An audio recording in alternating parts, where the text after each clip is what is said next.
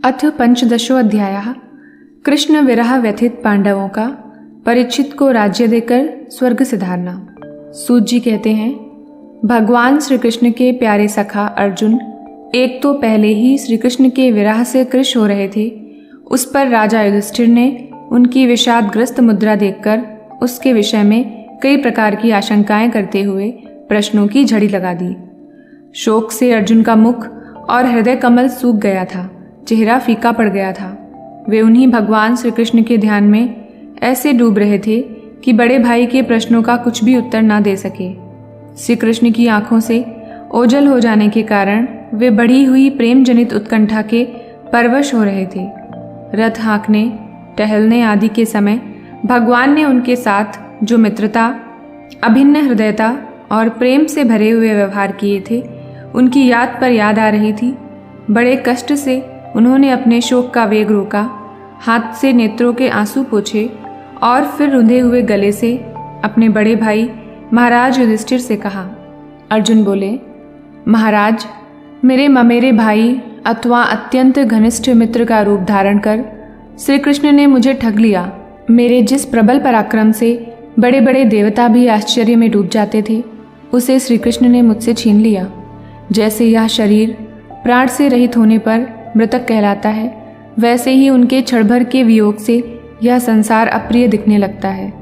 उनके आश्रय से द्रौपदी स्वयंवर में राजा द्रुपद के घर आए हुए कामोन्मत्त राजाओं का तेज मैंने हरण कर लिया, धनुष पर बाण चढ़ाकर मत्स्यवेद किया और इस प्रकार द्रौपदी को प्राप्त किया था। उनकी सन्निधि मात्र से मैंने समस्त देवताओं के साथ इंद्र को अपने बल से जीतकर अग्निदेव को उनकी तृप्ति के लिए खांडव वन का दान कर दिया और मैं दानों की निर्माण की हुई अलौकिक कला कौशल से युक्त मायामयी सभा को प्राप्त किया। और आपके यज्ञ में सब ओर से आकर राजाओं ने अनेकों प्रकार की भेंटें समर्पित की। 10,000 हाथियों की शक्ति और बल से संपन्न आपके इन छोटे भाई भीमसेन ने उन्हीं की शक्ति से राजाओं के सिर पर पैर रखने वाले अभिमानी जरासंध का वध किया था। तदंतर उन्हीं भगवान ने उन बहुत से राजाओं को मुक्त किया जिनको जरासंध ने महाभैरव यज्ञ में बलि चढ़ाने के लिए बंदी बना रखा था। उन सब राजाओं ने आपके यज्ञ में अनेकों प्रकार के उपहार दिए थे। महारानी द्रौपदी राजसूय यज्ञ के महान अभिषेक से पवित्र हुए अपने उन सुंदर केशों को, जिन्हें दुष्टों ने भरी सभा में छूने का साहस किया था, बिखेर कर तथा आंखों में आंसू भरकर जब श्री कृष्ण के चरणों में गिर पड़ी, तब उन्होंने उसके सामने उसके उस घोर अपमान का बदला लेने की प्रतिज्ञा करके उन धूर्तों की स्त्रियों की ऐसी दशा कर दी कि वे विधवा हो गईं और उन्हें अपने केश अपने हाथों खोल देने पड़े। वनवास के समय हमारे वैरी दुर्योधन के षड्यंत्र से 10,000 शिष्यों को साथ बिठाकर भोजन करने वाले महर्षि दुर्वासा ने हमें दुस्तर संकट में डाल दिया था। उस समय उन्होंने द्रौपदी के पात्र में बची हुई शाक की एक पत्ती का ही भोग लगाकर हमारी रक्षा की। उनके ऐसा करते ही नदी में स्नान करती हुई मुनि मंडली को ऐसा प्रतीत हुआ मानो उनकी तो बात ही क्या, सारी त्रिलोकी ही तृप्त हो गई है। उनके प्रताप से मैंने युद्ध में पार्वती सहित भगवान शंकर को आश्चर्य में डाल दिया तथा उन्होंने मुझको अपना पाशुपत नाम का अस्त्र दिया। साथ ही दूसरे लोकपालों ने भी प्रसन्न होकर अपने अपने अस्त्र मुझे दिए। और तो क्या, उनकी कृपा से मैं इस शरीर से स्वर्ग में गया और देवराज इंद्र की सभा में उनके बराबर आधे आसन पर बैठने का सम्मान मैंने प्राप्त किया। उनके आग्रह से जब मैं स्वर्ग में ही कुछ दिनों तक रह गया, तब इंद्र के साथ समस्त देवताओं ने मेरी इन्हीं गांडीव धारण करने वाली भुजाओं का निवात कवच आदि दैत्यों को मारने के लिए आश्रय लिया। महाराज, यह सब जिनकी महती कृपा का फल था, उन्हीं पुरुषोत्तम भगवान श्री कृष्ण ने मुझे आज ठग लिया। महाराज, कौरवों की सेना भीष्म, द्रोण आदि अजय महामत्स्यों से पूर्ण अपार समुद्र के समान दुस्तर थी, परंतु उनका आश्रय ग्रहण करके अकेले ही रथ पर सवार हो मैं उसे पार कर गया। उन्हीं की सहायता से आपको याद होगा, मैंने शत्रुओं से राजा विराट का सारा गोधन तो वापस ले ही लिया, साथ ही उनके सिरों पर से चमकते हुए मणिमय मुकुट तथा अंगों के अलंकार तक छीन लिए थे। भाई जी, कौरवों की सेना भीष्म, कर्ण, द्रोण, शल्य तथा अन्य बड़े बड़े राजाओं और क्षत्रिय वीरों के रथों से शोभायमान थी। उसके सामने मेरे आगे आगे चलकर वे अपनी दृष्टि से ही उन महारथी यूथपतियों की आयु, मन, उत्साह और बल को छीन लिया करते थे।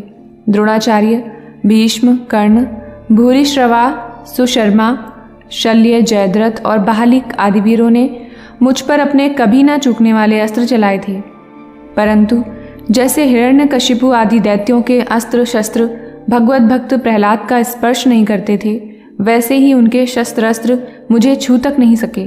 यह श्री कृष्ण के भुज दंडों की छत्रछाया में रहने का ही प्रभाव था। श्रेष्ठ पुरुष संसार से मुक्त होने के लिए जिनके चरण कमलों का सेवन करते हैं, अपने आप तक को दे डालने वाले उन भगवान को मुझ दुर्बुद्धि ने सारथी तक बना डाला।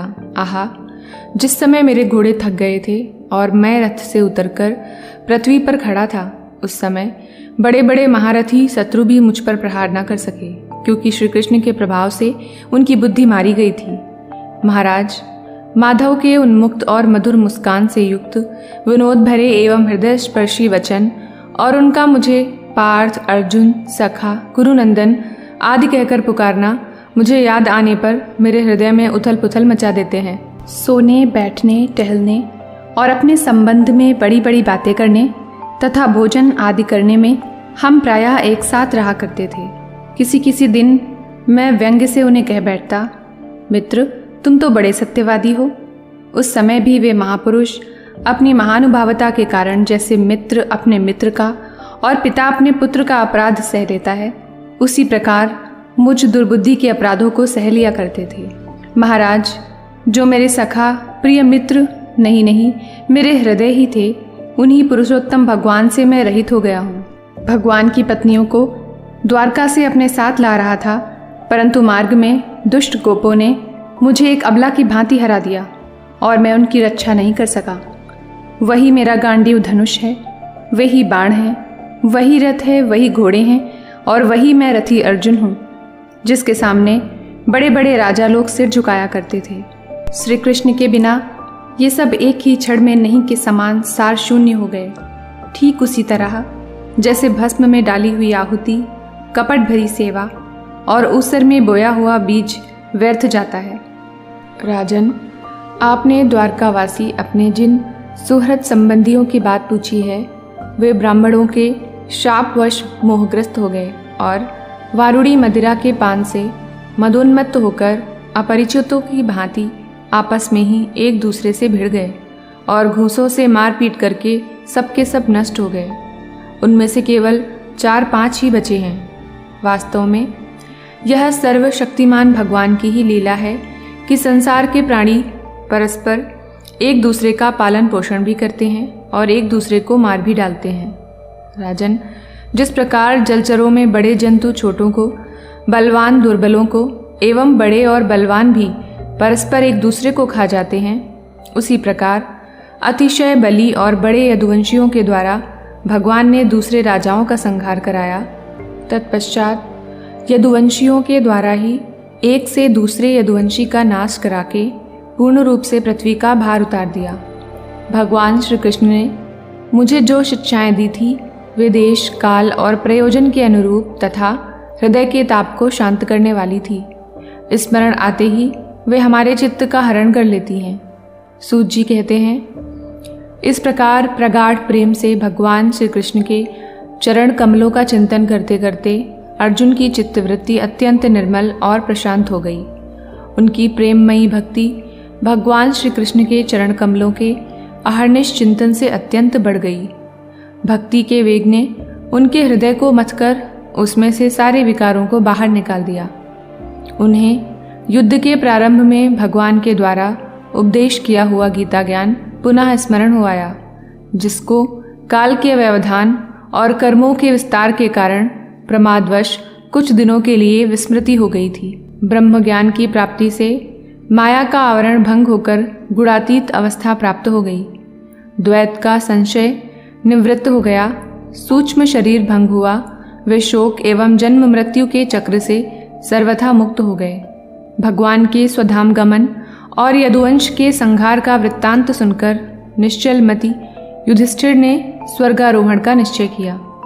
कुंती ने भी अर्जुन के मुख से यदुवंशियों के नाश और भगवान के स्वधाम गमन की बात सुनकर अनन्य भक्ति से अपने हृदय को भगवान श्री कृष्ण में लगा दिया और सदा के लिए इस जन्म मृत्यु रूप संसार से अपना मुंह मोड़ लिया।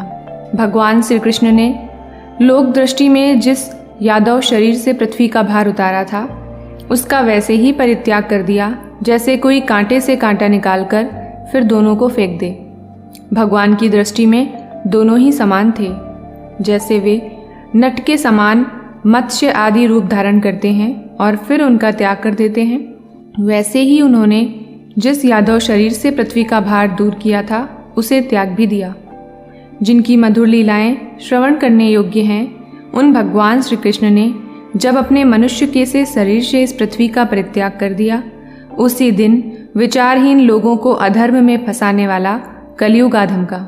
महाराज युधिष्ठिर से कलयुग का फैलना छिपा न रहा।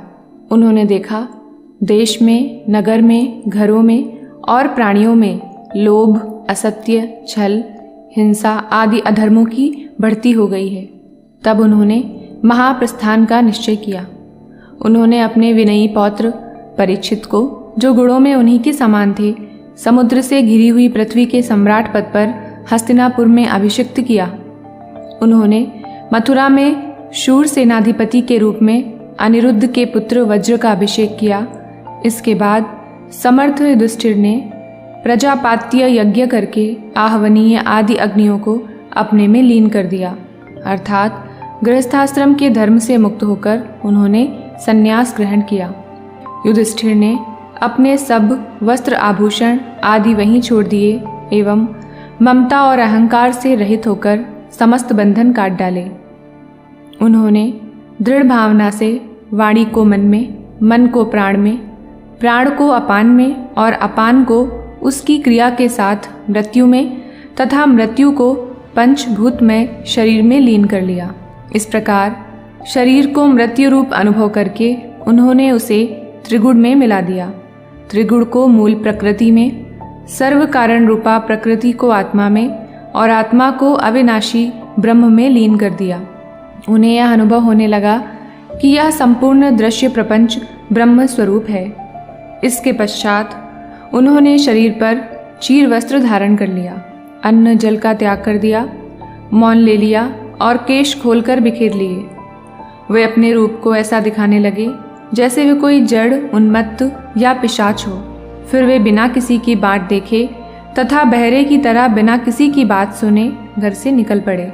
हृदय में उस परम ब्रह्म का ध्यान करते हुए, जिसको प्राप्त करके फिर लौटना नहीं होता, उन्होंने उत्तर दिशा की यात्रा की, जिस ओर पहले बड़े बड़े महात्मा जन जा चुके हैं। भीमसेन, अर्जुन आदि युधिष्ठिर के छोटे भाइयों ने भी देखा कि अब पृथ्वी में सभी लोगों को अधर्म के सहायक कलयुग ने प्रभावित कर डाला है।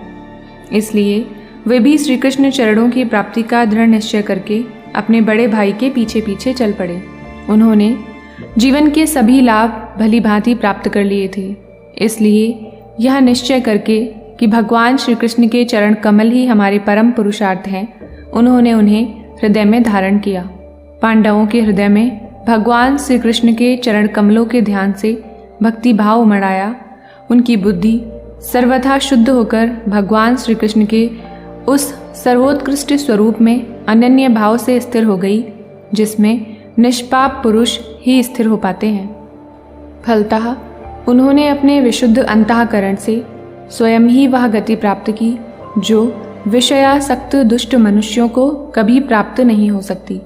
संयमी एवं श्री कृष्ण के प्रेमावेश में मुग्ध भगवन्मय विदुर जी ने भी अपने शरीर को प्रभास क्षेत्र में त्याग दिया।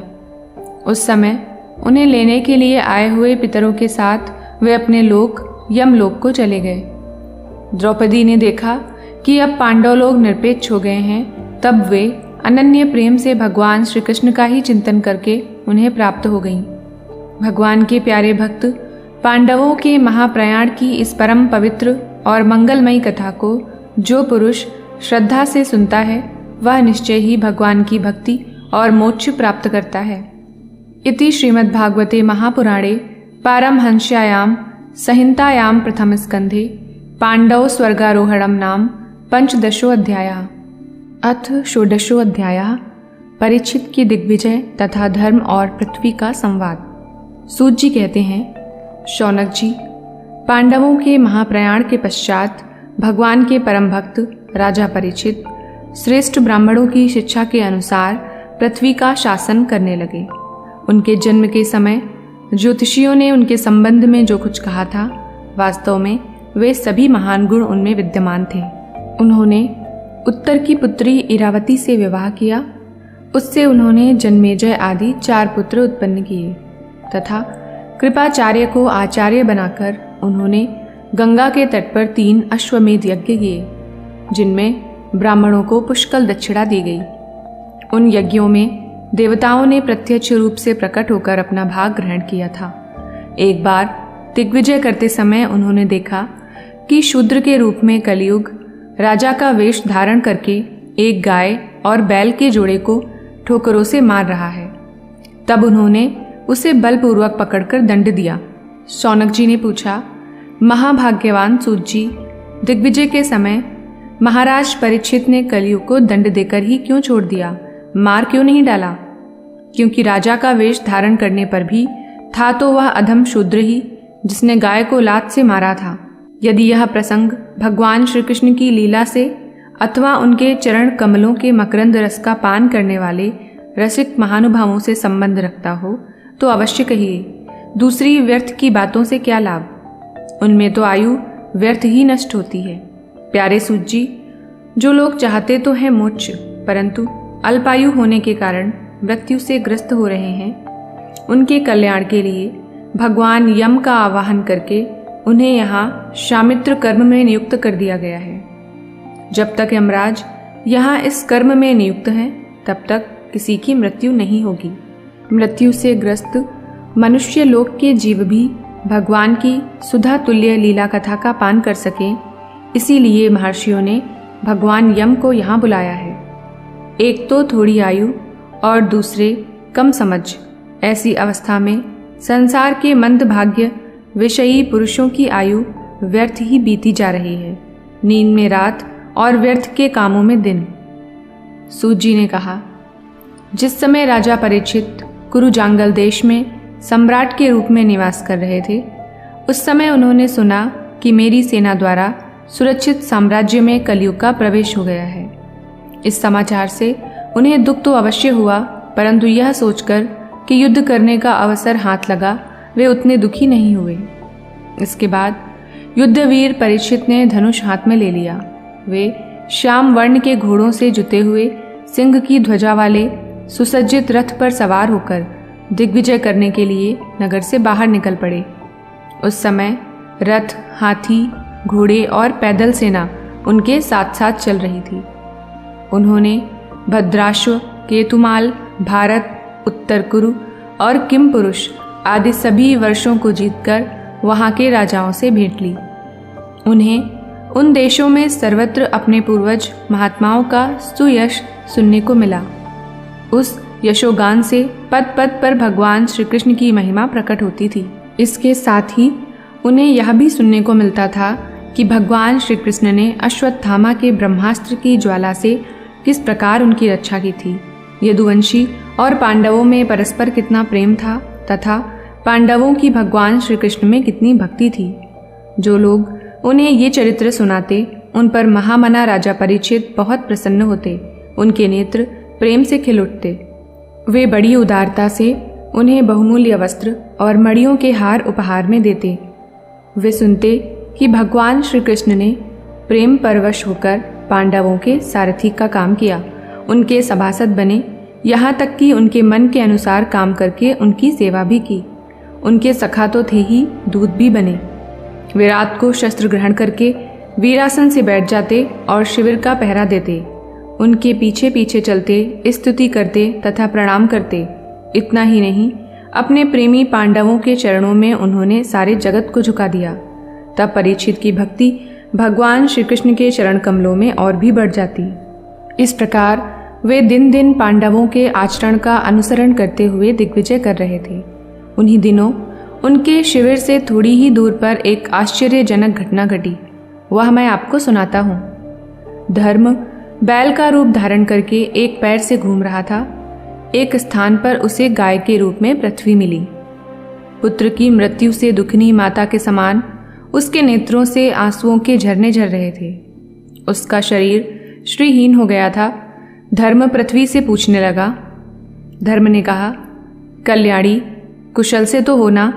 तुम्हारा मुख कुछ कुछ मलिन हो रहा है। तुम श्रीहीन हो रही हो। मालूम होता है तुम्हारे हृदय में कुछ ना कुछ दुख अवश्य है। क्या तुम्हारा कोई संबंधी दूर देश में चला गया है जिसके लिए तुम इतनी चिंता कर रही हो? कहीं तुम मेरी तो चिंता नहीं कर रही हो कि अब इसके 3 पैर टूट गए, एक ही पैर रह गया है? संभव है तुम अपने लिए शोक कर रही हो कि अब शूद्र तुम्हारे ऊपर शासन करेंगे। तुम्हें इन देवताओं के लिए भी खेद हो सकता है जिन्हें अब यज्ञों में आहुति नहीं दी जाती, अथवा उस प्रजा के लिए भी जो वर्षा ना होने के कारण अकाल एवं दुर्भिक्ष से पीड़ित हो रही है। देवी, क्या तुम राक्षस तरीके मनुष्यों के द्वारा सताई हुई अरक्षित स्त्रियों एवं आर्त बालकों के लिए शोक कर रही हो? संभव है विद्या अब कुकर्मी ब्राह्मणों के चंगुल में पड़ गई है और ब्राह्मण विप्रद्रोही राजाओं की सेवा करने लगे हैं, और इसी का तुम्हें दुख हो। आज के नाम मात्र के राजा तो 16 आने कलयुगी हो गए हैं। उन्होंने बड़े बड़े देशों को भी उजाड़ डाला है। क्या तुम उन राजाओं या देशों के लिए शोक कर रही हो? आज की जनता खान पान, वस्त्र, स्नान और स्त्री सहवास आदि में शास्त्रीय नियमों का पालन न करके स्वेच्छाचार कर रही है। क्या इसके लिए तुम दुखी हो? माँ पृथ्वी, अब समझ में आया। हो न हो तुम्हें भगवान श्री कृष्ण की याद आ रही होगी, क्योंकि उन्होंने तुम्हारा भार उतारने के लिए ही अवतार लिया था और ऐसी लीलाएं की थी जो मोक्ष का भी अवलंबन है। अब उनके लीला संवरण कर लेने पर उनके परित्याग से तुम दुखी हो रही हो। देवी, तुम तो धन रत्नों की खान हो। तुम अपने क्लेश का कारण जिससे तुम इतनी दुर्बल हो गई हो मुझे बतलाओ। मालूम होता है बड़े बड़े बलवानों को भी हरा देने वाले काल ने देवताओं के द्वारा वंदनीय तुम्हारे सौभाग्य को छीन लिया है। पृथ्वी ने कहा, धर्म, तुम मुझसे जो कुछ पूछ रहे हो वह सब स्वयं जानते हो। जिन भगवान के सहारे तुम सारे संसार को सुख पहुंचाने वाले अपने चारों चरणों से युक्त थे, जिनमें सत्य, पवित्रता, दया, क्षमा, त्याग, संतोष, सरलता, शम, दम, तप, समता, तितिक्षा, उपरति, शास्त्र विचार, ज्ञान, वैराग्य, ऐश्वर्य, वीरता, तेज, बल, स्मृति, स्वतंत्रता, कौशल, कांति, धैर्य, कोमलता, निर्भीकता, विनय, शील, साहस, उत्साह, बल, सौभाग्य, गंभीरता, स्थिरता, आस्तिकता, कीर्ति, गौरव और निरअहंकारता, ये 39 अप्राकृत गुण तथा महत्वाकांक्षी पुरुषों के द्वारा वांछनीय और भी बहुत से महान गुण उनकी सेवा करने के लिए नित्य निरंतर निवास करते हैं। एक क्षण के लिए भी उनसे अलग नहीं होते। उन्हीं समस्त गुणों के आश्रय सौंदर्य धाम भगवान श्री कृष्ण ने इस समय इस लोक से अपनी लीला का संवरण कर लिया है और यह संसार पापमय कलयुग की कुदृष्टि का शिकार हो गया। यही देखकर मुझे बड़ा शोक हो रहा है।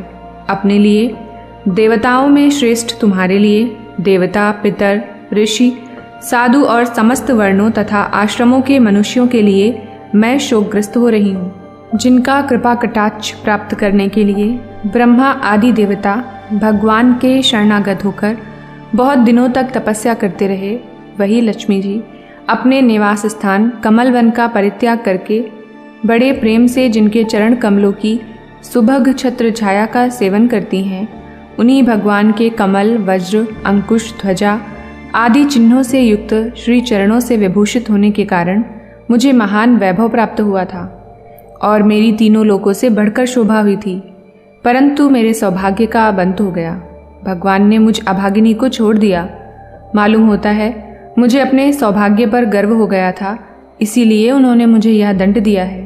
तुम अपने 3 चरणों के कम हो जाने से मन ही मन कुढ़ रहे थे, अतः अपने पुरुषार्थ से तुम्हें अपने ही अंदर पुनः सब अंगों से पूर्ण एवं स्वस्थ कर देने के लिए वे अत्यंत रमणीय श्याम सुंदर विग्रह से यदुवंश में प्रकट हुए और मेरे बड़े भारी भार को जो असुरवंशी राजाओं की सैकड़ों अच्छौड़ियों के रूप में था, नष्ट कर डाला।